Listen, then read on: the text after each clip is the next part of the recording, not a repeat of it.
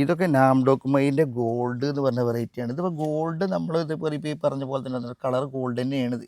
ഇപ്പം തന്നെ ഏകദേശം യെല്ലോ ഷെയ്ഡിൽ വന്നില്ലേ, വന്നു നമ്മുടെ പച്ച തുടങ്ങിയിട്ടില്ലേ? കളറല്ല നമ്മളെ മാങ്ങ ഉണ്ടാവാറ്.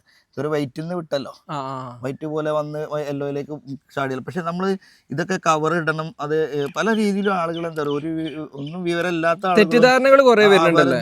ആളുകൾ കുറെ പ്രചരിപ്പിക്കുന്നുണ്ട്. പക്ഷെ അങ്ങനെയല്ല എന്നുള്ളത് നമുക്ക് ഞങ്ങൾ ഇതിന് കവർ ഇട്ടിട്ടുണ്ടോ എന്ന് നോക്കൂ.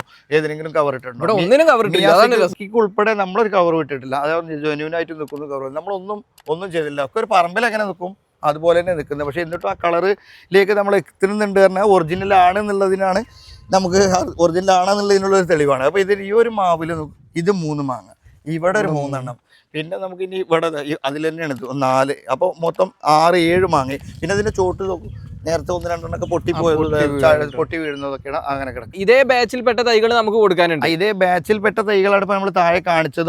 അതിലും നമുക്ക് മാങ്ങ ഉള്ളതൊക്കെ കൊടുക്കാനുണ്ട്. ഇതിപ്പോൾ 2 പീസ് നാംഡോക്കുമൈൻ്റെ 2 പീസേ ഇവിടെ ഉള്ളൂ. ആ 2 പീസ് നമ്മൾ ഡിസ്പ്ലേക്ക് വേണ്ടി എടുത്തത്. ഇതിന്റെ ഡിസ്പ്ലേ വെച്ചിട്ട് ഇത് കഴിച്ചിട്ട് നമുക്ക് റിവ്യൂ കാണിക്കാൻ. അപ്പോൾ ഇതിലും മിയാസാക്കിയും അതുപോലെ തന്നെ ഈ നാംഡോക്കും ഒക്കെ ധാരാളം ഫ്ലവർ ചെയ്ത് നമ്മൾ കൊടുത്തുകൊണ്ടിരിക്കുക. ഫ്ലവർ ചെയ്തത് കൊടുത്തുകൊണ്ടിരിക്കുന്ന ഒരു സ്ഥലത്ത് ഒരിക്കലും മാങ്ങ ആവില്ലല്ലോ. മാങ്ങ ആവണമെങ്കിൽ നമ്മൾ പിടിച്ചു വെക്കണ്ടേ.